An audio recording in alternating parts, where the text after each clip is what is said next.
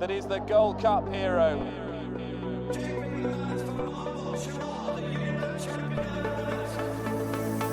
Two of the most admirable chasers you could possibly wish to see. Relentless, remorseless, and pounding Cordon Star into submission.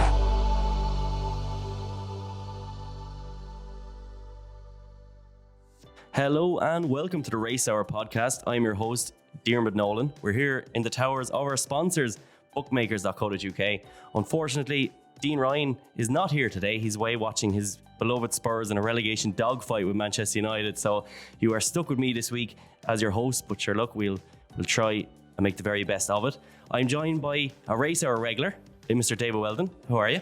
How's it going, Diarmuid? Well, all good. And I'm joined, of course, by ex-Cheltenham Festival winning jockey and all-round nice guy, Paddy Aspell. How are you? How are you, Dermo? All good, all good. It was an absolutely cracking weekend of racing. Sunday looked like it was going to be brilliant, and it was. It absolutely backed it up in every shape and form of it. Obviously, we were absolutely thrilled here in the race hour as Honeysuckle looked absolutely superb when winning the Hatton's Grace Hurdle, beating Bacardi's by 9 lengths. Dave, she did it very easily. She's 10-1 for the champion hurdle. She's 7-4 for the mares. Peter Maloney said last night that he's 95% certain that she will go for the mares and that he just has a bit of an inkling and a bit of a hope that maybe she could be a champion hurdle horse, but it does sound like the mares. Were you impressed, firstly? And secondly, where would you send her? yeah, like she was brilliant. She travelled, jumped, quickened, everything you want over 2 mile 4. The race kind of fell apart with Apple's Jade not showing herself again. But Bacardi's kind of holds that form up, given he'd won already this year. And I'd have her rated higher than Benny the Jew at this stage. I think she's achieved more. She's shown up more times than Benny has. And I think she's actually rated a pound higher than Benny is now as well, which is, I think, is fair. Doesn't look like they're going to run at Christmas and head towards maybe the Dublin Racing Festival and the Irish Champion Hurdle, or maybe taking a mare's race in between. Doesn't really bother me. But I was chatting to a few people on Twitter last night, and the question came up about her going left-handed around Cheltenham, and the fact she hasn't actually done it since doesn't really bother me. She never shows any quirks with her jumping around like that, and she's always straight and true. I think she'd be very hard to beat in the mare's hurdle, and I'd probably go to the mare's hurdle 7-4 as a fair price at the moment, knowing how good she is. I'd say had she won the Mayor's Novice Hurdle last year, they'd probably be a bit more tempted, wouldn't they? I think now that they kind of want to get that Cheltenham on her page. You'd imagine the Mayor's... Exactly. What Peter Maloney was saying last night in his article was that, like, Kenneth Alexander wants to develop a brood mare breeding system, and just to get a Cheltenham win on the page is what all they want really at the moment. So, Paddy, are you... it's now the Honeysuckle hour, Paddy, and were you as impressed as we were? Yeah, for sure. It was just one of them races where the whole way through you were always pretty happy. Rachel was happy to give her a bit of daylight, but she just pops all the way. And like I said to you a minute ago, Dermo, she just saves petrol. But in fairness, she set about her a fair way down. And like what the bulk of horses will do, she doesn't idle or look around or wait for company. When she's asked to go and put a race to bed, that's what she does. She's just so straightforward. It's, she must be an absolute pleasure to train and an absolute pleasure to ride for Rachel. But, and I think on the day, was that probably Rachel's biggest winner so far? It's her first open grade one anyway, Paddy, yeah. Yeah, no, real good effort. And obviously she knows the mare now like the back of her hand. But, like I said, she's very straightforward. But that was probably, certainly up there with one of her best performances so far. And she's thrown her hat right in the mix now. But I hope they do, like you say, go down the mare's route. But even at the price she's at, she certainly rates good value off the back of that effort at the weekend. That's it exactly. I mean, the way she performed, lads, she was effortless. The one thing about the Champion Hurdle, the only caveat that I would put in there is beating the likes of Bacardi's, who at the top level has been proven he's not quite at it.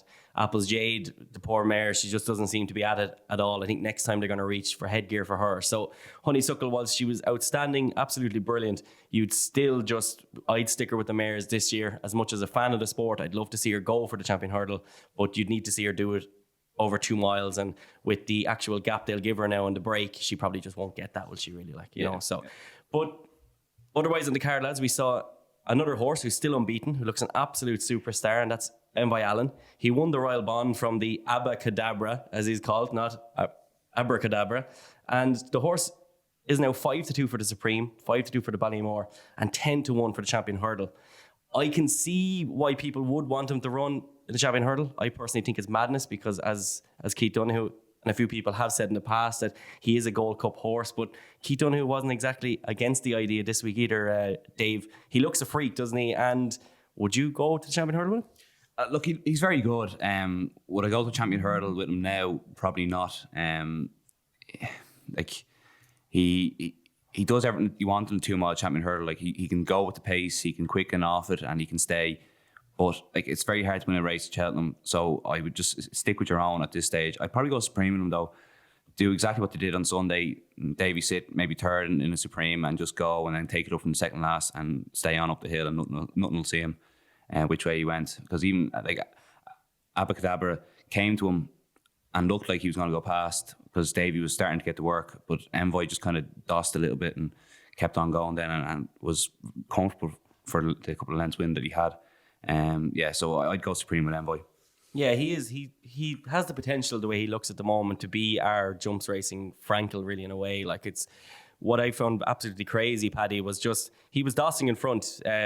Abacadabra is an absolutely brilliant horse. It looks like the 2 mile division could be his as well if Envoi steps up.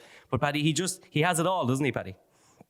He does. I mean, you just can't picture this horse in a Champion Hurdle. He's just a big brute, Dermo, isn't he? And but the thing is, Davy Russell popped out in front there. He was able to go his own fractions, and for a big lad, he's very, very quick at his hurdles. But I mean, I think the second he came from a fair way back, I didn't think he hurdled very well at all the other day, Abacadabra. And you know, when Davy was filling up before they turned into the straight, you know, Jack was having to make ground and he was having to cover more ground as well because he's had to switch out because the lads were going to come round and box him in and his hand got forced. So, I mean, to only be beat a length and a half, and for me, I thought he had a very, very moderate trip round and he didn't jump great. I thought it was a massive run by the second. Look, I'm not saying he would have beat the winner, and he's not as good a horse as the winner, but with a better trip, we really would have seen how deep, you know, I got a good gauge of how deep Envoi is the other day, even at this early stage of the season. So I do think if Envoi Allen goes down the is it the Supreme he's in? The Supreme and the Ballymore, so he's 5-2 favourite now for them both, Paddy. Yeah, I mean, if we can keep these two apart, I think Gordon's other horse, in down at the minimum at the 2 mile, he's going to have a big say as well. But he's just got to be a bit quicker on his feet the other day. It's not like there was 20 runners and he didn't have much room. I wasn't over impressed with the way he hurdled. So he's going to have to sharpen up in that department. But if he does, he's a fair horse. But probably the best thing about Davy's horse was from the back of the last, once he's pulled it through into his right, and once he gave him one smack, he's rolled around and he still wasn't doing an awful lot in front, but he was still lengthening to the line, which was the most impressive thing. Yeah, I agree with that, Paddy. Like as Keith Donoghue said in his hashtag Keith said, as Keith said in his Bookmakers.co.uk article, he's a dosser. Like in the Champion Bumper last year as well, he let Blue Sari get to him and then kind of lengthened away from him as well. So it's just the kind of horse he is, but we still don't have a clue how good he is. Like, I think the only way that this discussion about the Champion Hurdle comes into effect is he wins next time really well. Andy Dufresne, Fury Road and Abacadabra, they all roll on and keep doing what they're doing. All of a sudden, you know, Gordon Elliott has 4, albeit from different owners, but still 4 brilliant novices that could go over any trip, really, the 4 of them. And all of a sudden then he's got a decision to make, Dave, because the Champion Hurdle becomes a reasonable enough question then, especially with these doubts at the moment over Saldier. You've got, the field as it is. There's only 2 or 3 horses in there that you'd fear. And as Keith Donoghue said, he wouldn't fear any of them with Envoi Allen. Yeah, and I take that point. I think if Envoi Allen was actually owned by Gigginstown, it'll be more of a question to go to the Champion Hurdle, because Gigginstown wouldn't care if he was beaten in the Champion Hurdle because he's going chasing next year anyway. So they might as well take their chance. And then they'd have the Supreme with Abacadabra, and then they'd have Fury Road or whatever for the Ballymore. So they'd split the 3 of them up and have 3 chances. Whereas given it's Sheveley Park, they probably want to just get that novice hurdle win on the board as they build up their operation over hurdles and over jumps and stuff like that. So that makes sense. I can't really see him going the champion hurdle route. I think Gordon would have learned from previous mistakes, the likes of Apples Jade not running in the mares last year, and Samcro, how big he talked him up when he won at Christmas and at the Dublin Racing Festival, with the talk of going to Punchestown for the Open Grade 1 at the end of the year. So I just think he'll stick to his own at this stage. Yeah, that's fair. And speaking of Samcro, Paddy, he looked to me like he was all ends up the winner. Fakir Dudery was some sight over those fences. Do you think Samcro would have won the race on the day, Paddy? And where do you see them both going afterwards? I mean, it was a hard one, really, wasn't it? Because I think Ruby got it absolutely spot on the TV, because when they slowed it down, he actually made an awful lot of effort at the fence, and it wasn't hitting the fence that made him fall. It was almost because he's had to back off it that much and organise himself, which he did, and get his front end up out of the way. It's just momentum has just pitched him out on his nose a little bit, but he's basically just skidded at the back of the fence, and just a very unlucky fall. You can't say he's hit the deck because he's made a massive effort, and really, he didn't actually fall, did he? It was more of a very, very harsh UR by Jack, because he just done the splits, really. But it was a difficult one, because I can't remember what race it was before, but he has loomed up. Travelling very well in the past before, and just sort of let us down a little bit. But I don't honestly know. I really like the winner. He's all heart. He is, for the size of him, they're two completely different types, aren't they? But he really fences very, very well. He's economical, and you can tell by Mark Walsh after the race, he knew from the word go, once he popped this horse over a fence at home, that he was going to do very well at this job. And but look, we're all guessing at the end of the day, because we don't know. But we just hope that Samcro's okay, because he certainly looked like he was there with every chance for sure. But we'll never know, Dermot. Fair enough, Paddy. Dave, I thought if anything, bar the fall, obviously, that Samcro enhanced his reputation, in my opinion. I think he fell, which is never ideal. I think that this horse was a horse who had a very tough year last year. It all went wrong. He's made his changes. He jumped like a stayer, there's absolutely no doubt. But I thought, if anything, he does emerge from that with credit, and that I think Fakir Dudery is going to take a lot of beating now in an Arkle as well. Yeah, Fakir Dudery is a unbelievable 2-mile jumper. Like, he just attacked every single fence. Now, whether he expends a lot of energy doing that, you don't know, because we didn't see how he would have got down and battled dirty with Samcro from the back of the second last. So just take Paddy on his point. Like, Samcro last year travelled to the second last in the WKD hurdle at Down Royal, found nothing. Did the same in the Fighting Fifth and found nothing, and then did the same at Christmas and found nothing again. So the question is still there. Like, Samcro, while he jumped adequately for a 2-mile 5, 3-mile chaser, he was very economical. He made up his ground back to Fakir to be within a length between the fences, and just popped over his fences. We still don't know if he's fully back. Like, while he won it Down Royal, it was Mickey Mouse beginner's chase. So hopefully he is back. When I watched it initially, I thought, Grant, he's going to hose up here now. He's going to go by Fakir. Fakir's done too much in front, and Samcro will win. But it's just that question's been kind of nagging me in my ear the last couple of days, that we don't actually know if Samcro is fully back, because we haven't seen it yet, really.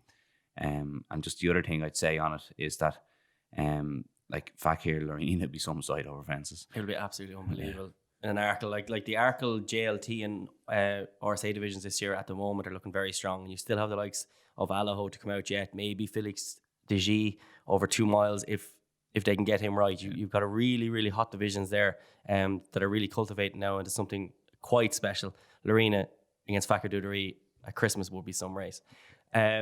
Moving on now to Newcastle. And Paddy, I want to get your thoughts. Paddy, this seemed a freak injury to Bouvardere. It just looked so sore for the poor horse, but he's ran some race in the end. Cornerstone Lad, a brilliant bit of placing from Mickey Hammond. Great ride from Henry Brook. You'd be surprised to see him involved again in something like the Champion Hurdle. He's 33-1 for that. But Bouvardere, Paddy, he's ran some race in the end, considering the injury he's picked up. Yeah, he really did it.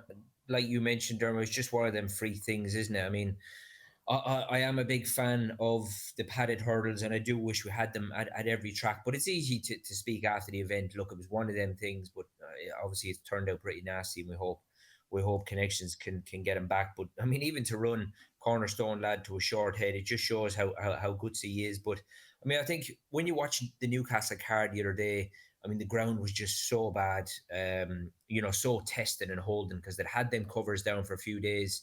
And, James Alexander, the clerk up there, he does a fantastic job, but the ground was always going to be very stodgy and catching horses' feet. And the majority of races at Newcastle the other day, they were trotting round in front. And we did see a lot of false run races. But nonetheless, Henry Brook, he chanced his arm, and, he took his chance. And he had luck on his side, because obviously the good horse in second has picked up this injury, but and they managed to hang on and nick a big prize. But on the day, you couldn't really gain any conclusions from it, because obviously our favourite was quite badly injured. And I mean, in the end, Silver Streak was fairly comfortably held at 3.25 lengths back, and Lady Buttons for me was a rare below par effort. So yeah, a bit of a disappointing result on the day, but I think the way the ground turned out at Newcastle the other day, I think we have to sort of take the form with a real pinch of salt, because all races on the day were run at very steady fractions, Dermot. Yeah, Paddy, that's very fair. And of course, all our thoughts do go out to Bouvet there and his team at home, and hopefully he can be back before the end of the season and none the worse next season. And Dave, moving on, Champ, I've got a bit of explaining to do, because I took an absolute hiding on Twitter for my tweet about Champ, which I will explain afterwards. But first of all, I'm very interested to hear your thoughts on Champ. Are you impressed? Would you be a backer at 3-1 in an RSA for him? If you were asking me to back him now at 3-1, I wouldn't, because I think he'd probably be 3-1 on the day. His jumping does leave a lot to be desired. He's obviously out of fences. He gets from A to B in a strange way. But you can't doubt his engine. Like any other horse, to have to go through what Barry nearly did to him, coming towards the elbow at Newbury, would have stopped dead. Whereas he actually probably gained momentum from what happened to him and went away and won by 2 lengths. So I know where you're coming from with his jumping. Like, he throws himself at the fence the odd time and leaves half his rear end on it at times as well. So, like, for me, 3-1, there's no value in that at the moment. I try and find something each way to get him beat. But if he's 3-1 on the day and he has continued his progression, he could be a lump job. Yeah, that's the complete opposite than how I feel about it at the moment. First time out, I thought he did too much. And in the last day, I just thought his jumping is just not good enough. That was his second run. I will seem very harsh on him, but that's because he's a horse who's from the very top drawer. So I think to talk about a horse running in grade ones, you have to be harsher than you would be with a horse running in handicaps. Like, he's not going to get away with that. As well as that, on Twitter, I called him triplets. Now, Dave, you messaged me straight away after that tweet, and you said to me, I think you've misworded that. And I had, but you can't pull it back then, because you look like you're deleting tweets. What I mean by triplets with him is that I think, as far as the Cheltenham Festival goes, I think it's going to be very hard to pin him down to a proper trip. I think over 2 miles 4, it's not far enough for him. And then I think in an RSA, I think he's too classy, and I don't think he'll get home. So I think, as far as the Cheltenham Festival goes, I'll be taking him all day long in an RSA. I think he'll do too much, he'll make too many mistakes, and later on he'll be gasping for air. And then last of all, the race itself didn't enthrall me. I thought the Visionary Flow didn't run his race. I thought that the winner was carried right at the first 3 fences, and afterwards kind of had to bust the gut going home. As much as he's ran his race, I think that that Champ is going to meet much, much better horses than Black Op. This is a horse who was kicked out of the way in a stayers hurdle, for God's sake. So as far as Champ, you can only be impressed with his engine. I think he's a super horse who's going to make his connections a lot of money. But that 3-1 for an RSA is something that I'll be taking on all day long. Paddy, were you impressed with Champ? Not really, to be honest, Dermot. I mean, in his defence, I mean, Dazzle Drasher, he got rid of his rider at the first, and when he was running loose, he was all over the place, the loose horse. Now, obviously, Champ landed on the back of Dazzle Drasher at the third up the straight, and I think it really unsettled him, because he really pitched Gertie up his neck for a stride or two, and he's done well to stop on board, really. And, his jumping after that was only average. But, you stopped the race at the back of the ditch up the straight last time. I mean, he can't win. He's beat. So, in fairness, he showed plenty of guts to come back, because I think Black Op I'm pretty sure he's been away to Henrietta Knights to sort his jumping he out. has, yeah. And Black Up now, that they've done that, because last year he was frightening over fences, Black Up, around Cheltenham and No Fahidi rode him. Whereas at Stratford the other day, although it was only a very ordinary race, he was very, very good on his feet. And at Newbury the other day, he was same thing again. He was good, long, short, a much bigger jumping test at Stratford. So I think Black Up now that they've straightened him out, although he's 8-year-old, I think he represents a fair he sets a fair standard, Dermo, Now, the thing is, absolutely everything went wrong for Champ the other day, and he still managed to win. I mean, he nearly went and jumped the water jump, in the end. And absolutely everything. He nearly got brought down. Everything went wrong, and he still won. So visually, you're going to think, God, that wasn't very pleasant to watch. And but really what you're looking at is he's 4 to 5, and Garrity should be looking around him. So I think he done plenty wrong and still won. So I've probably got to look at that sort of point. Because, like I say, I think Black Up now that they've straightened his jumping out, he doesn't set a bad standard, and he was a length and 3/4 behind. And albeit Champ nearly took the wrong course, and Garrity had to, do all sorts up the run into to get him home. So I don't know. The jury's still out, but I wouldn't sack him off straight away just at the minute, Dermo. But I can see your point. That's fair, Paddy. I'm usually on my own with opinions, so I don't mind being so once again. As well as that, Paddy, obviously a fellow jockey to yourselves. I thought Ben Jones was outstanding on the Rasher counter in the Ladbrokes Trophy. He kind of stole one, I thought, a bit, Paddy, and he had a willing partner under him, but it was a brilliant piece of riding. Yeah, lovely piece of riding, and he's a real nice rider, isn't he? But obviously, confidence is massive in any sport, Dermo, and.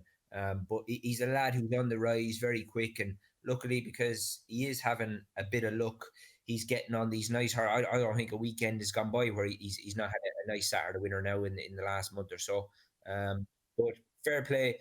When he was given the opportunity of a big one again the other day, he didn't let connections down, and he's very, very well able. And Emma Lavelle, she's certainly been one of the first ones to cop on to that fact, and fair play, she had him on board the other day, but no, so far he's looked very, very good, and he speaks very well.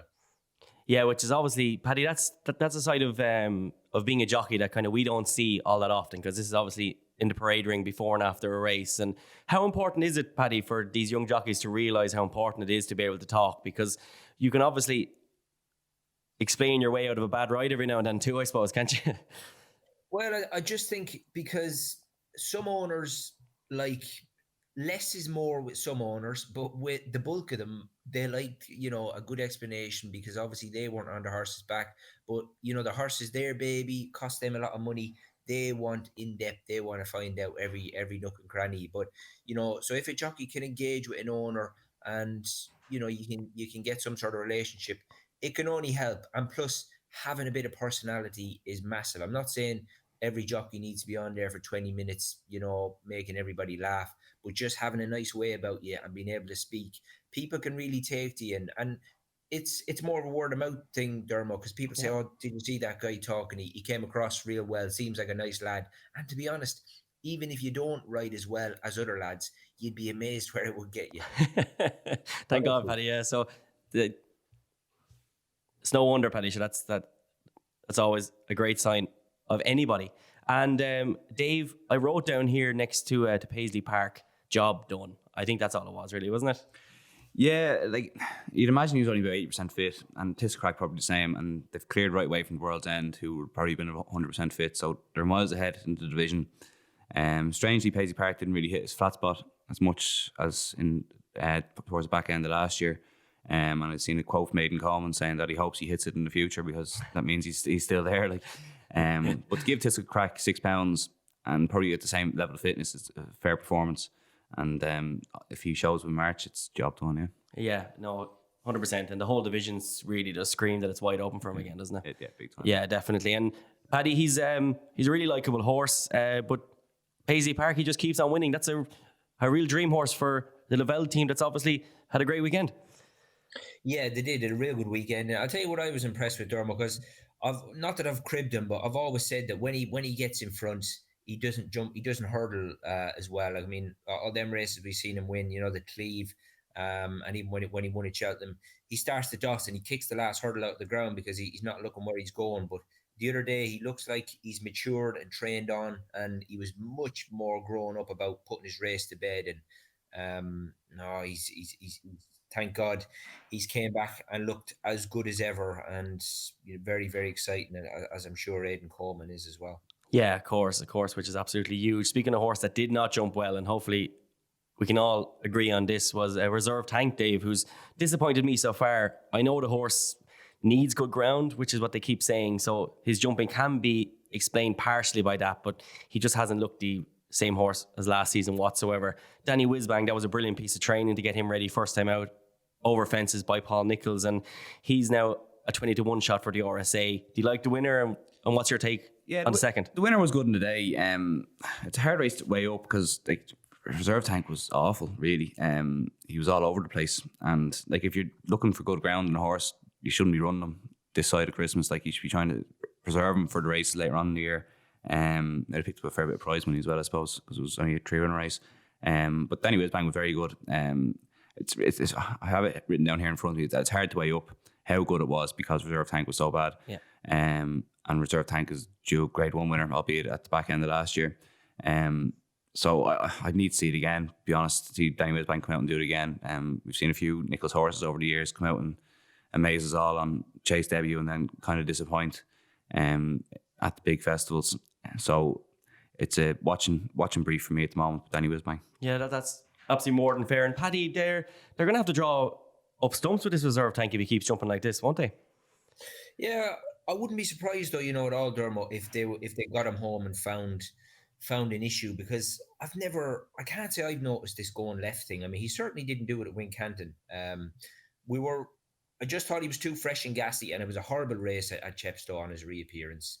And he was always, I was happy to put a line through that straight away because just enough went wrong that day, and when Jarvis Plate beat him.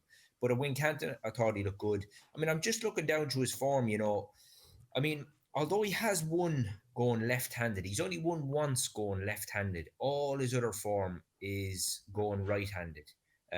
But like I say, I wouldn't be in the least surprised, and I hope they do get him home after the weekend and just found something niggly, because the other day he was doing it from the get-go, this jumping left thing, and his jumping was just very, very average, and he never looked comfortable and didn't look the same horse. So I'm hoping it was just a rare bad day, and there was a slight little niggle that got him beat, but he was certainly disappointing, that's for sure. Yeah, no, absolutely, definitely. And anything else from the week, Dave, that we haven't mentioned that was into your notebook?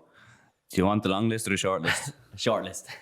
Right, so the first race on Friday at Newbury, I thought was a race that looks a race to follow. The first four should come out and win. Son of Camas, King Roland, Trin Comele, and Ask for Glory especially, who finished fourth for Paul Nicholls on only his third start. In the 120 on the Friday, it sure is for Nicky Henderson, ran a grand race to finish second, giving up experience and race fitness to the Oliver Sherwood horse, Severano. Then a Ferry House on Saturday, Avenue Dunvey won nicely. It's just interesting that it was bought by Gordon from Gigginstown, from Henry de Bromhead stable. And I think seen Gordon with a quote saying that he bought it on the recommendation of Eddie O'Leary. So it just might be interesting to follow that plot line given the dispersal of Gigginstown coming up in the next few years. And then in the next maiden hurdle, Gordon had a nice winner in Conflated, and January Jets finished second. They were well clear of Sempo, who ran well in the Cheltenham bumper last year. And they went off big prices, so they weren't fancied. And they just, to run like that, and they were well clear of Sempo in third place, it's just ones to note. And then on Saturday, I thought Downtown Getaway, he was punted, and then for good measure, he was punted some more on top of that. And went off 15-8 in a really competitive handicap hurdle. So I wouldn't be surprised if he came back and had a wind operation, because he was there 4 out and just dropped away tamely in the end. Snow Leopardess in the same race was come back from a two-year absence for Charlie Longston, and she ran a nice race to finish 9th. Epitant ran well, won well, seemed to take a step forward from last year, so he wanted to keep on side. That was in 2:25 at Newbury.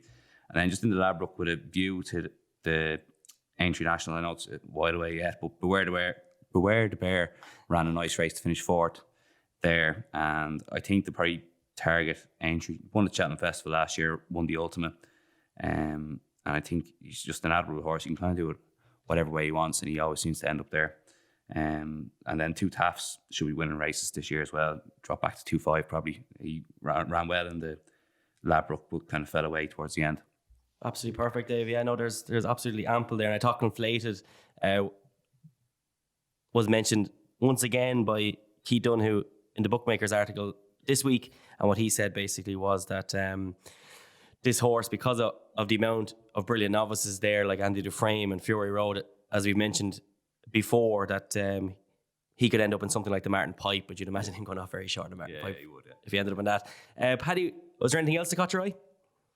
There was 3 quick ones, Dermot. I thought, we mentioned him last week, that performance by the Cashman at Newbury was, he won by 10 lengths, made all. Now, I know he had a lovely racing weight, 10 stone 6, but he was the horse that we mentioned, very, very low mileage.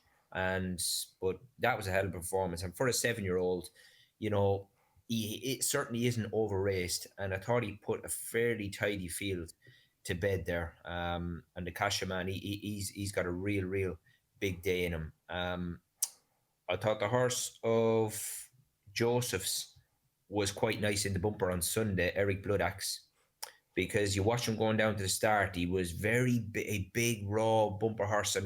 Tom Hamilton had a job just to get him to the start. He was a bit raw and green.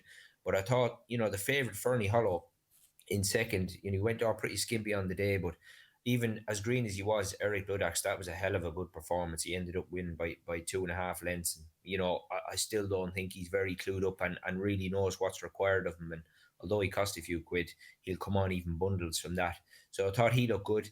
And the other horse, I mentioned him before as well last year, Dermot. I really want to get this horse one day, is this Monlino of McManus's, Paul Nolan's horse. The other day, he popped up again. And now, generally, when they want this horse, Mark Walsh is on board. Now, Slippers was on the other day, and whether he ran too well, I don't know. He was clipped in a little bit from 20s into 16s, but he ran a cracker now back over fences in that 3 mile 5 race at Fairyhouse on Sunday. He was only beaten 11 3/4. But for me, Monlino, if they get his mark right, and on the day, they've got a real nice handicap in this horse. But like I said, MP Walsh's name has got to be beside him. And the money is down. So they were the 3 for me, Dermot. Perfect, Paddy. Yeah. And speaking of the Cashman, it was another good week, winners-wise, for the race hour, because Dean Ryan put up Epitant and the Cashman. We also put up Magic Saint and Honeysuckle. So this run of form continues. It can't last much longer, because we tend to struggle in that department, but not this year. And I had 2 to note as well. I thought the Wave of the Sea is not a horse to give up on. I thought Cerberus kind of tapped him for toe in that race. Wave of the Sea had to give him weight, but I think in the Triumph, I would not be surprised at all to see a Wave of the Sea turn that form right around, because he just seems to have a bit more stamina in his bank. And a race like that will kind of bring that to the fore a little bit more. The other one in that race, as Paddy mentioned, Monlino, I think there's a horse in there called Ask Susan, who's an absolute winner in waiting. Didn't quite stay to 3 miles 5, but jumped an awful lot better, which has been this horse's problem. This horse has been punted an absolute plethora of occasions, and Ask Susan, when she goes down and trip from that 3 miles 5 to something like 3 miles, maybe 2.5, I think there's a handicap waiting in her, because she's on a mark that is just absolutely ripe for the picking. But we are the Race Hour podcast, and we're going to take a quick break. You're listening to the Race Hour podcast, brought to you by bookmakers.co.uk. Check out bookmakers.co.uk each and every day for tips, news and the best odds for horse racing. Looking for a new bookmaker and the best sign-up offers in the industry? And you'll find that at bookmakers.co.uk, sponsors of the Race Hour.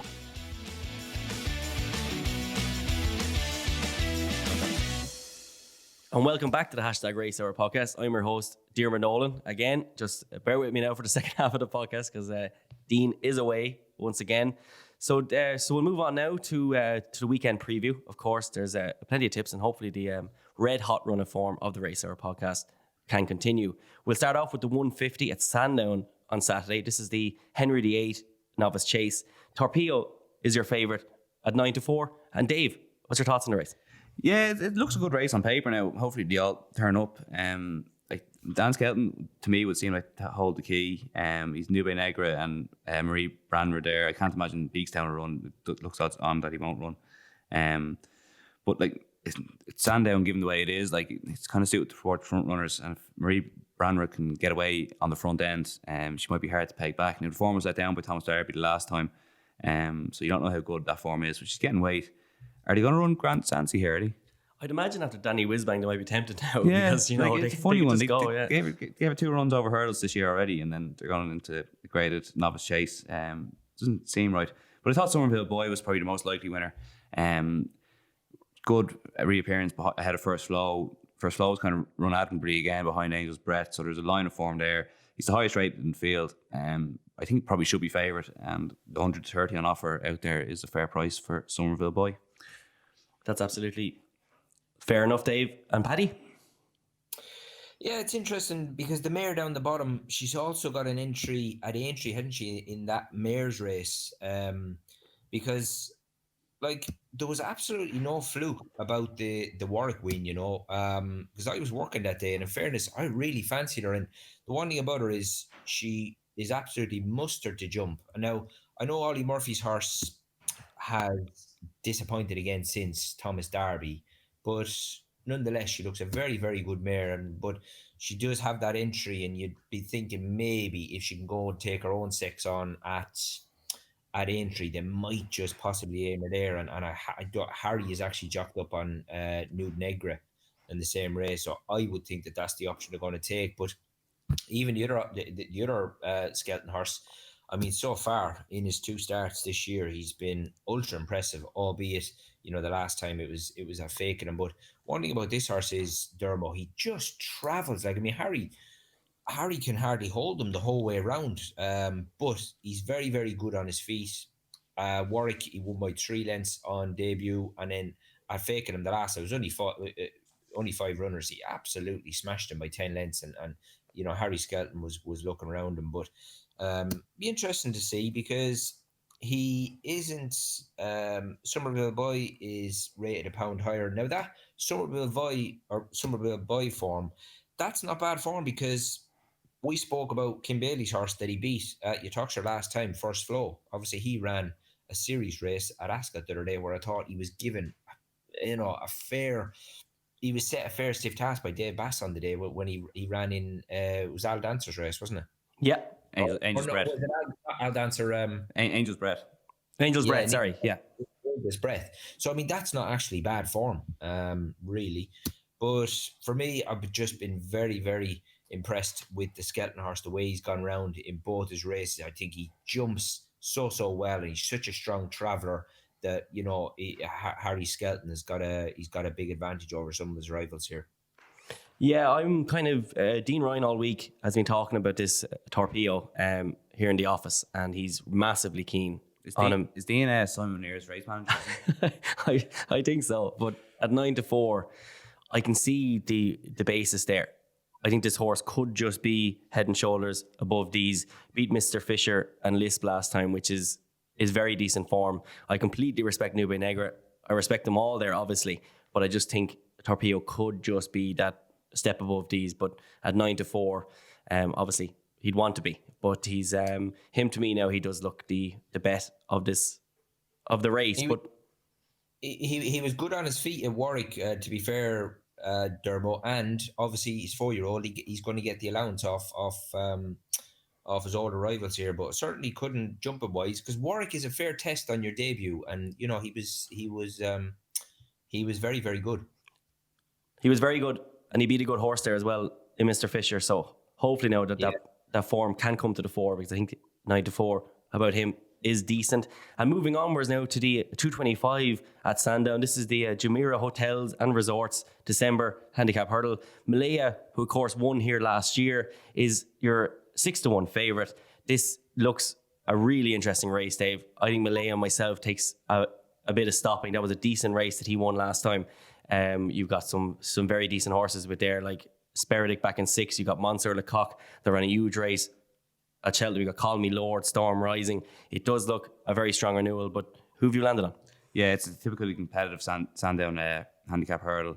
I had it between 3 Two are kind of just to watch the market. They're all kind of 16, 14 to 1 at the moment. John Constable, who is too well handicapped to ignore completely at the moment. He's down to 130 mark over hurdles, and he's been running off 155 for the last couple of years. So he could be of interest if there's any money for him on the day. And one of Gary Moore, who loves having winners at Sandown, and that's Agil Rogue, who's off a mammoth layoff about 700 days. So he's about 16 to 1 as well. It's be interesting if they run him here. He ran in a couple of juvenile hurdles a couple of years ago in good company.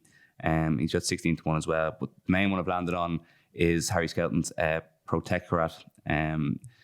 He is on a second run after wind up now. He finished just headed in his season reappearance behind the Nicky Henderson horse when taking the lead 50 yards before the line, then got headed right on the line. He should improve again for having the wind up. Now he knows that he's able to breathe again. He ran in Fusel Raffles at Donis last year and Faculty Dairy's January Cheltenham win, and was sent off a 5-2 favour for the JCB Triumph Trial at the back end of 2018. He's on a mark of 128, so he's on a lovely dangerous mark. I have a feeling he's much better than that, and at about 7 to 1 he will do for me. That makes absolutely perfect sense. So it's a Protectorat for Mr. David Weldon. And Paddy? Yeah, I thought the Skelton horse, he was unlucky. He just got nabbed on the line. They had the first time hood on him last time, and probably could have just done with a lead a little bit further up the track. Obviously, stiff-o finish there, but he just got nabbed on the line by one of Nicky's. But very, very low mileage. Only had the 5 starts over hurdles, although he's yet to win over obstacles. He really hasn't done an awful lot wrong, and he was unlucky the other day, and he was well backed on the day as well. But there's a horse in here I think we've spoke about before, Dermo, of Evan Williams's Mac the Man. I thought the last day round Warwick when he won, he had top weight, but he got a typical Adam Wedge ride. He's a lovely, sympathetic rider and really minds these horses of Evans going forward. I was speaking last week about as far as stable jockeys go, and Kim Bailey having Dave Bass as a stable jockey. For me, if I was Evan Williams, I would think to myself, I've got a really good stable jockey in Adam Wedge, because he rides the horses with the future in mind. And he looks after them, because you've got to remember, we're only in November. It's a long winter for these horses, and Adam Wedge, he was absolutely mustard on this horse at Warwick the last day.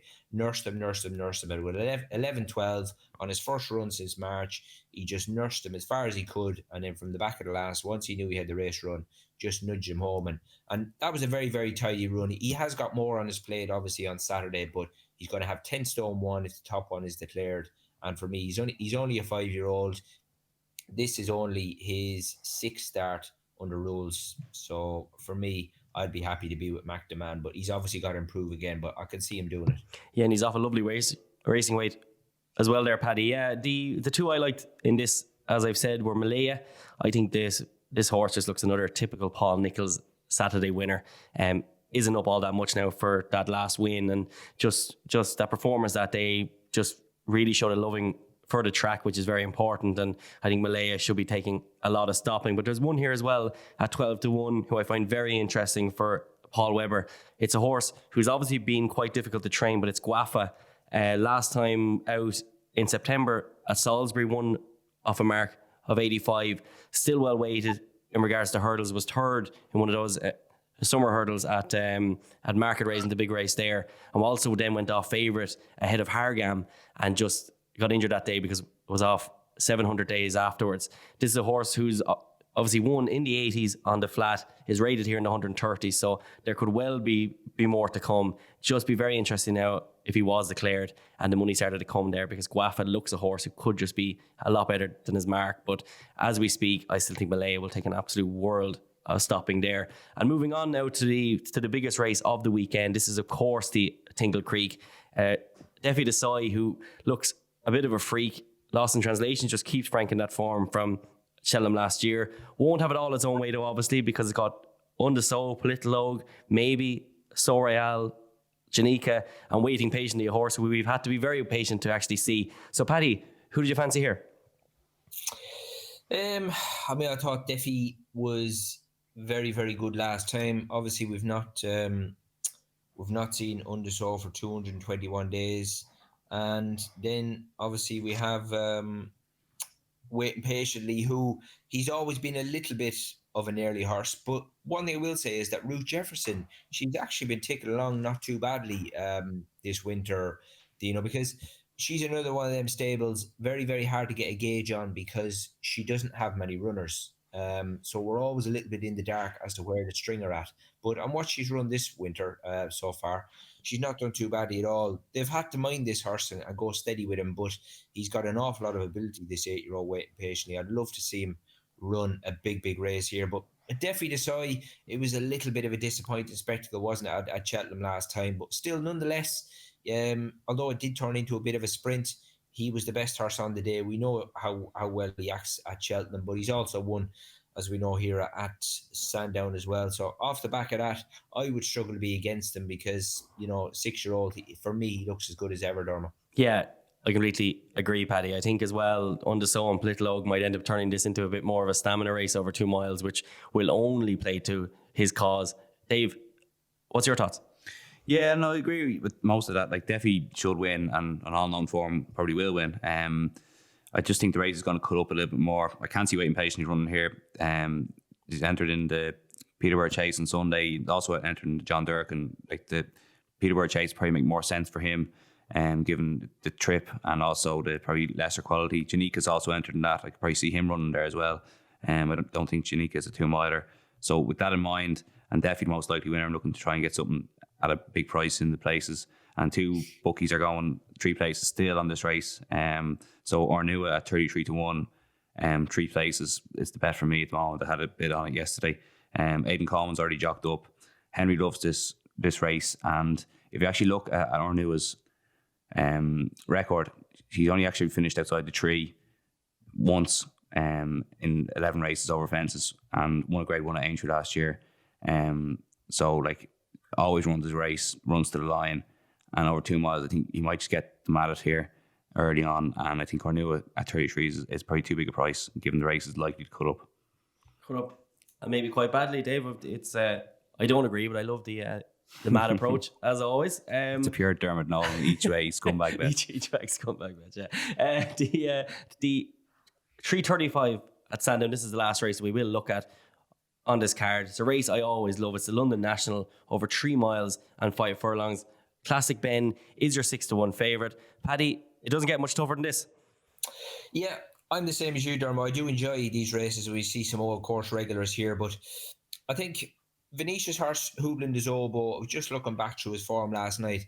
Although she's done very, very well with him, generally he comes up short when he is out of veteran company. So in against younger legs here, and with 12 stone on his back, I think he might just come up short.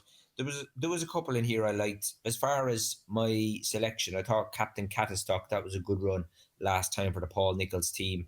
And he looks to be progressive. He's only 6 years old. And Lucy Wadham is a trainer who does like to target these races as well. And she's got a couple of regulars here in Shanroe Santos and Potter's Legend. I think Shanroe Santos, he was quite nicely fancied to win at Fontwell last time, a race I think he won last year, but he hit a flat spot and stayed on quite nicely in the end. But he's 10-year-old now, Shanroe Santos, so I actually preferred her stablemate here, Potter's Legend. I thought that was a real good effort 3 weeks ago, and off 10 stone 9, I thought he had a pretty good chance, but I was going to stick with the Nicholls horse because he's got time on his side, Captain Catastock. Yeah, and I think Dean Ryan must have been reading your notes because he messaged me this morning to say that he wanted that horse mentioned as well from him on this podcast because he really fancies Captain Catastock. Dave? If I'm backing in this race, I've either had a very good day or I've had an absolute shocking day. I can't really make head nor tail of it. I thought Sharp Response for Sue Smith was interesting, around 10 to 1, but it'd be very tentative for me. Like, Sue Smith just needed to run a couple of times to get going. She took winners a couple of weeks ago, and like, he was 10 lengths behind that Creve Hill that Dean likes the last time, and step up and trip will probably suit. So Sharp Response at 10s for me, but very, very tentative.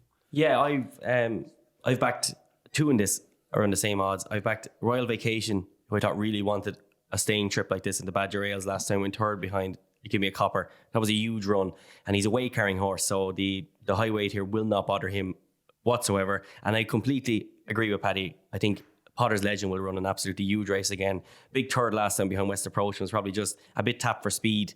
Didn't have it at the end, but he'd be staying here all day long. He's ran very good races in staying races like this, like the Kim Weir at Cheltenham. And I think Potter's Legend at 9-1 as well should take an awful lot of stopping. We'll move on now to Aintree, and there is the 130, which is the Beecher handicap chase. This is a really good race, and it's Mulcahy's Hill is your 8-1 favourite there. Again, Paddy, I said in the last race, it doesn't get much tougher than the London National. Well, we found a race straight away that is a bit tougher. This is it's some competitive race, Paddy. Yeah, it really is, isn't it? I thought it was a very good training performance by Warren Greatrix to get this horse back winning again, because obviously he ran in the 4 miler, didn't he, at Cheltenham, and he hasn't been an easy horse to train. I think that's a point that Warren Greatrix has made in the past. He flashes his tail a lot under pressure, and he actually flashed his tail when he got off the mark for the season at Cheltenham last time. But nonetheless, I thought he looked back. He looked back as well as ever, and Warren Marston, interviewed after, made the point that this horse has really grown up over the summer, and he just found him a whole different horse to train this time around. And although he only won by a neck, he beat Holdstone. I thought it was pretty tidy form.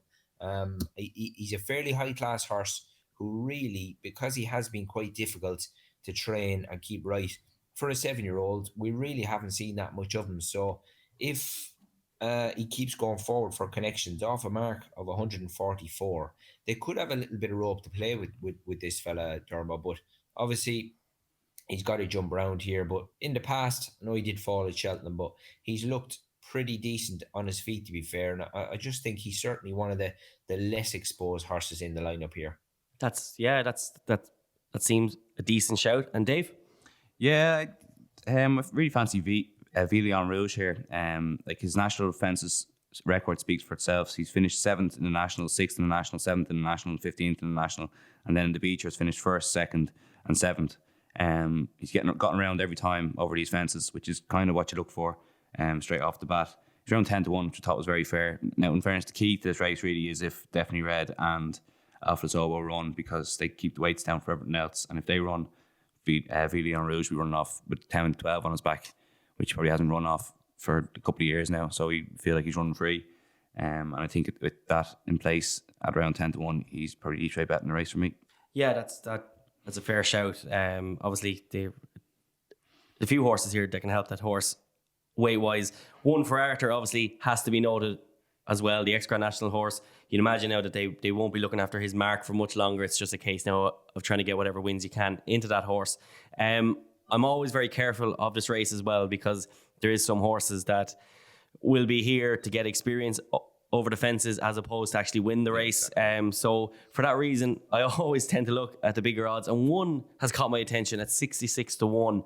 This is a Gold Opera for Keith Dalglish. 10 years old, so we kind of know where we stand with him, but off a mark of 125 does just interest me, because in these races, as I said, a lot of the horses can just be there to get the experience, not particularly to win the race.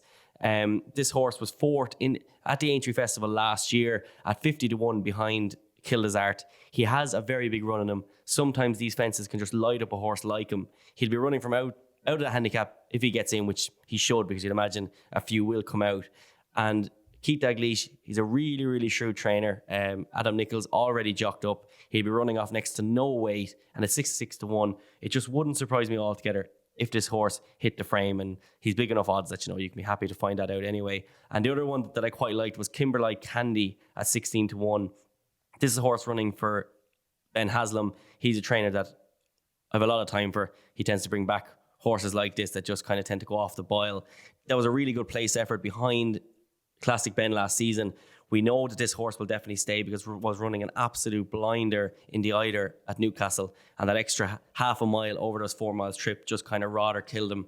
And I think that in a race like this, jumps very well and could be very interesting at 16-1, but Gold Opera is the one that I've backed so far at 66s. Moving on now to the 240 at Aintree. This is the Many Clouds Chase.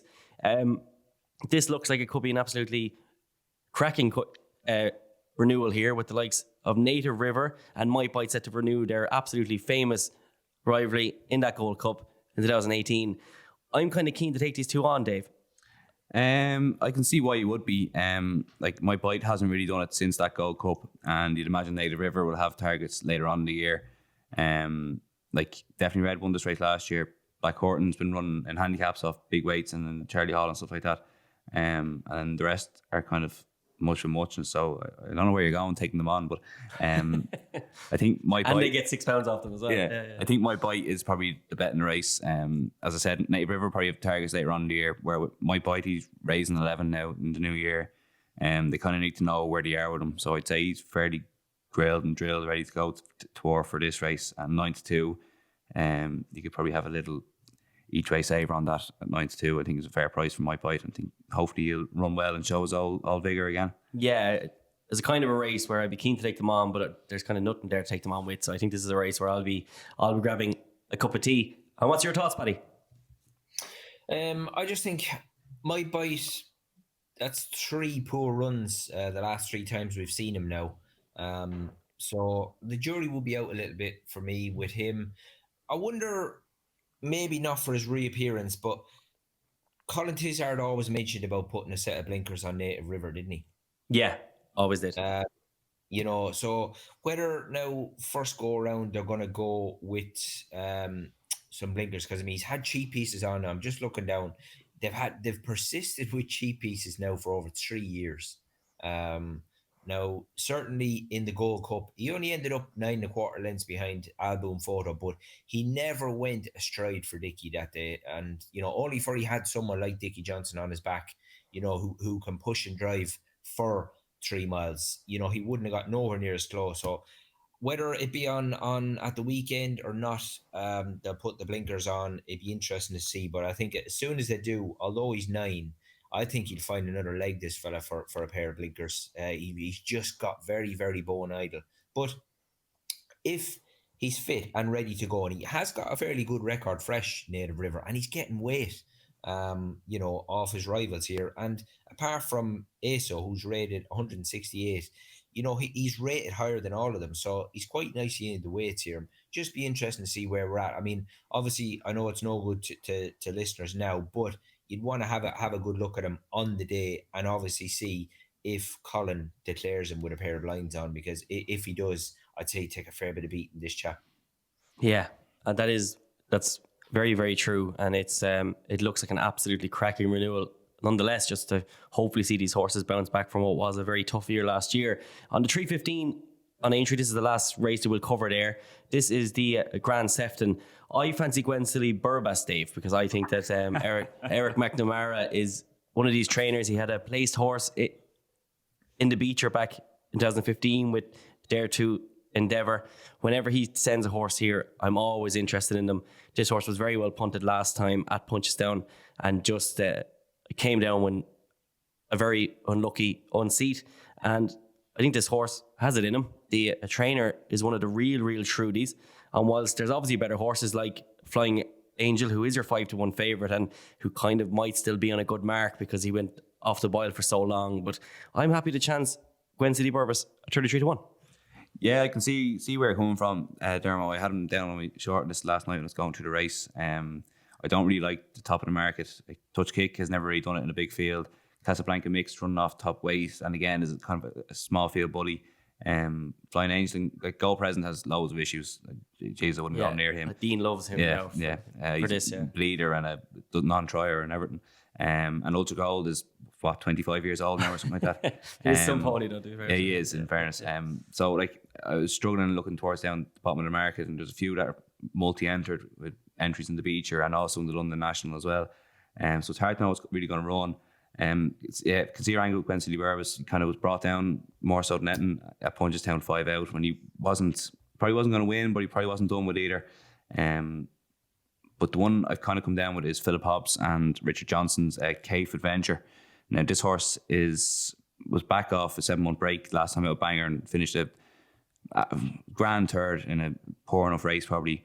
But it was probably a pipe opener with a view to this in some sense as well. And when he's run over fences or hurdles, He's run 15 times. He's placed 11 times. So 16 to 1, that's a fair strike rate to get in the money.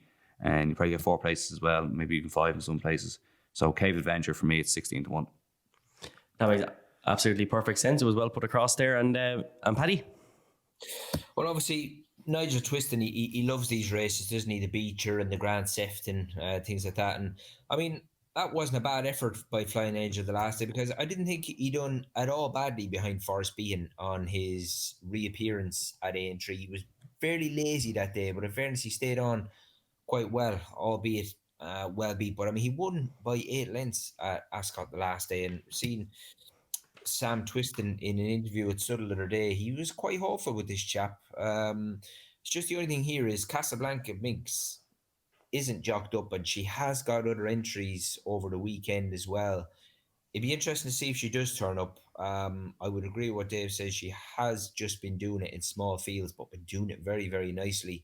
But whether Nikki would be happy to take on the boys here, carrying 11 stone 12, it'd be interesting to see, because she has got a couple of other options at the weekend. So I think Flying Angel in a race that Nigel Twiston really does like to target would have a massive chance.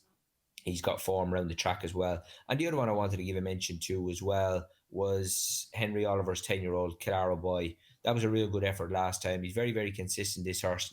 He does have to do it the hard way from the front, but if the top weight is declared here, he'll have a lovely racing with a 10 stone 9 with Liam Hurd on board. But for me, Flying Angel, he ticks enough boxes for me, Dermot. Yeah, Paddy.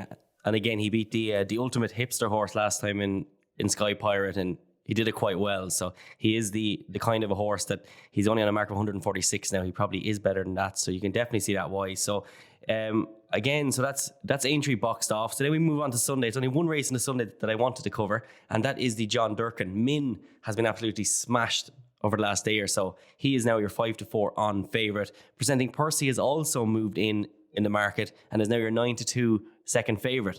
This race all of a sudden has got very interesting. Dave, do you think Min will be hard to stop? Yeah, like on all known form, he should be winning it. Even if Presenting Percy showed up, it's the wrong trip for him. Like Min won it very well last year, and really this is his trip to 2 Mile 4. Like Real Steel, like you'd have to say Real Steel is probably not good enough to win a race like this, and Duke to Geneva was very disappointing the last day. Monley, it's not his trip. Snow Falcon, it's not his trip. And by Fly, he's only out to see the track. So the only opposition you could have to Min for me is Shattered Love at 13-2, and like on the day I'll probably play a reverse forecast between the two or something like that. Yeah, fair enough. Yeah, no, it's not a race at the moment that I'll be getting too heavily involved in. And Paddy, are you a fan of Min? Well, I mean, obviously, that did he open up about 3s? Opened up at 4s, 4-1, yeah. We were all sleeping, Paddy. We were all sleeping. He has been absolutely smashed, hasn't he? But horse was back off a 7-month break last time out Banger and finished a grand third in a poor enough race probably. It was probably a pipe opener with a view to this in some sense as well. And when he's run over fences or hurdles, he's run 15 times. He's placed 11 times. So 16 to 1, that's a fair strike rate to get in the money. And you probably get 4 places as well, maybe even 5 in some places. So Cave Adventure, for me, it's 16 to 1. That makes absolutely perfect sense. It was well put across there. And Paddy? Well, obviously, Nigel Twiston, he loves these races, doesn't he? The Beecher and the Grand Sefton, things like that. And I mean, that wasn't a bad effort by Flying Angel the last day, because I didn't think he done at all badly behind Forrest Behan on his reappearance at Aintree. He was fairly lazy that day, but in fairness, he stayed on quite well, albeit well beat. But I mean, he won by 8 lengths at Ascot the last day, and seen Sam Twiston in an interview with Suddle the other day, he was quite hopeful with this chap. It's just the only thing here is Casablanca Minx isn't jocked up, and she has got other entries over the weekend as well. It'd be interesting to see if she does turn up. I would agree with what Dave says. She has just been doing it in small fields, but been doing it very, very nicely. But whether Nikki would be happy to take on the boys here, carrying 11 stone 12, it'd be interesting to see, because she has got a couple of other options at the weekend. So I think Flying Angel in a race that Nigel Twiston really does like to target would have a massive chance. He's got form around the track as well. And the other one I wanted to give a mention to as well was Henry Oliver's 10-year-old Kilaro Boy. That was a real good effort last time. He's very, very consistent, this horse. He does have to do it the hard way from the front, but if the top weight is declared here, he'll have a lovely racing with a 10 stone 9 with Liam Herd on board. But for me, Flying Angel, he ticks enough boxes for me, Dermot. Yeah, Paddy. And again, he beat the ultimate hipster horse last time in Sky Pirate, and he did it quite well. So he is the kind of a horse that he's only on a mark of 146 now. He probably is better than that. So you can definitely see that why. So again, so that's Aintree boxed off. So then we move on to Sunday. It's only one race on the Sunday that I wanted to cover, and that is the John Durkan. Min has been absolutely smashed over the last day or so. He is now your 5-4 on favourite. Presenting Percy has also moved in the market and is now your 9-2 second favourite. This race all of a sudden has got very interesting. Dave, do you think Min will be hard to stop? Yeah, like on all known form, he should be winning it. Even if Presenting Percy showed up, it's the wrong trip for him. Like Min won it very well last year, and really this is his trip to 2 Mile 4. Like Real Steel, like you'd have to say Real Steel is probably not good enough to win a race like this, and Duke to Geneva was very disappointing the last day. Monley, it's not his trip. Snow Falcon, it's not his trip. And by Fly, he's only out to see the track. So the only opposition you can have to Min for me is Shattered Love at 13-2, and like on the day he'll probably play a reverse forecast between the two or something like that. Yeah, fair enough. Yeah, no, it's not a race at the moment that I'll be getting too heavily involved in. And Paddy, are you a fan of Min? Well, I mean, obviously, that did he open up about threes? Opened up at fours, 4-1, yeah. We were all sleeping, Paddy. We were all sleeping. He has been absolutely smashed, hasn't he? But like Dave said, did win this very nicely last year. I think so far, Dave is right as far as Real Steel goes. On all known form, he's not good enough to win this, but he is only 6, Real Steel. And to be fair, them last 2 performances, like, I mean, at Punchestown in that real red hot novice handicap chase, I mean, that was a grade H, 11 stone 10, and he beat Hardline by 6.5 lengths. And then on his reappearance at Down Royal in the Daily Mirror, I mean, he beat Secret Investor by 14. So this is a horse who is improving at a fair rate of knots.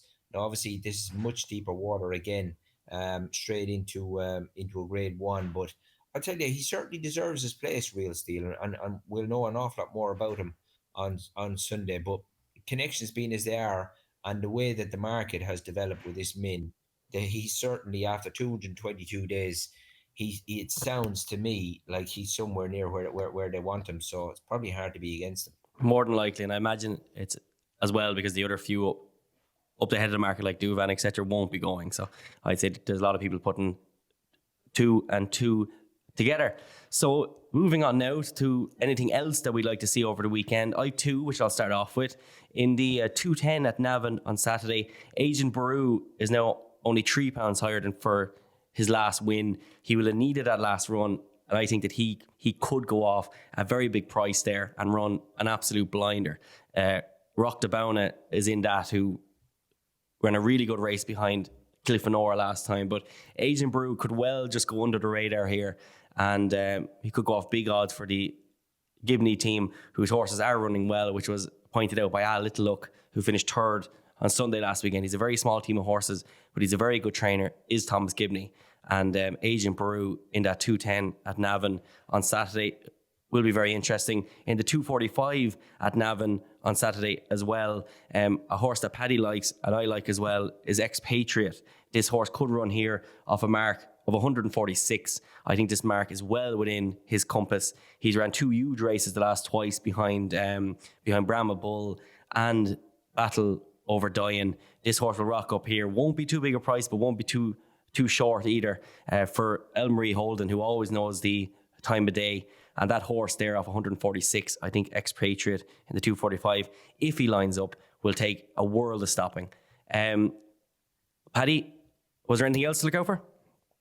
Yeah, on Saturday, Dermot, I was going to go to the first race at Wetherby, and there was a horse here of Rose Dobbins, who won his bumper at Kelso about a month ago, Le Cheval Noir. Now, he was a point winner at Drummahan, but that was in April 2018. And we ran in the bumper it was in the first week in November up at Kelso. That was coming back off an absence of 566 days. Now, he was backed into 7-2, second favourite on the day, but he was very keen, fresh, gassy, and he'd done enough wrong to get himself beat. Now, albeit on the day, I think he was lucky to maybe just hang on to it in the steward's room. He did give Robbie Dunn's horse a nudge sort of inside the final furlong, and he probably did have luck on his side on the day. But I just think he's got a fair engine, this chap. I'd imagine they won't have got him cheap, having won at Drummahan on debut, and this is his first run over hurdles, but he's bound to have improved massively for that bumper run that day. So Le Cheval Noir in the 12:05 at Wetherby on Saturday. Now, she has got a couple in it, so hopefully he's declared to run in the first at Wetherby on Saturday. He's one to note going forward. Anyway, thanks very much, Paddy. And Dave? Yeah, just a few over in Ireland for the weekend ahead. And first at Navan on Saturday, I thought Go Ahead with the Plan was an interesting horse. He ran a stormer the last day in a strong bumper, and it'd be interesting to see what price he is put up with for Noel Meade. Then Beginner's Chase, Mellon has entered up there, so if he runs, you'd imagine he'd win. But Glenn Lowe has also entered in that race, and I think it's probably the world's worst kept secret what the plan is for him. He'll get a mark after this run, and all roads will lead to Cheltenham for probably a handicap there. And then wide receivers entered in both the bumper at Navan and the Punchestown for Gordon Elliott. Well, lots of whispers going around with that horse. And then just at Cork, there's 3 graded races. I thought Silas Emery would take the win, take a lot of beating if he showed up in the Healy Way. And then Sonora in the Mayor's Novice for the Bromhead is well clearing ratings. And if she turns up, should win as well. She'll probably be odds on, or if she's not, she should be. So just worth keeping an eye out on them. And then there's a handicap hurdle at Punchestown, which probably 3 of them could win. They all have multiple entries across the weekend, so it might be interesting to see where they all end up.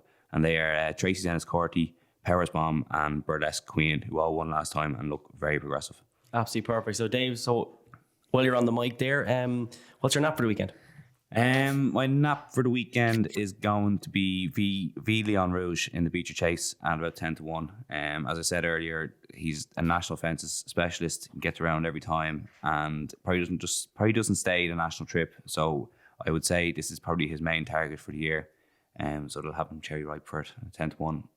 It's a lovely each way price. And Paddy? Yeah, I'm going to go with the Evan Williams horse that I mentioned earlier in that listed handicap at Sandown on Saturday, Dermo. Mac the Man. You can get him at sort of, there's a bit of 7s, bit of 6s around at the minute. And this is deeper water, but I thought he won last time like a horse who is certainly going forward, and they could land a real nice prize with this chap on Saturday. Absolutely perfect. And I will nap in the London National, which is the 3:35 at Sandown on Saturday. I will nap Royal Vacation at 9-1. So fairly decent prices there on offer, lads. Thanks very much, Dave. Thanks very much, Paddy. And next week, don't forget, we will have Dean back in the main seat, so you won't have to put up with me as your host for much longer. Thanks for listening to the Race Hour in association with bookmakers.co.uk. Have a great weekend. You've been listening to The Race Hour, brought to you by bookmakers.co.uk, your best bet for tips, news and bookmaker reviews.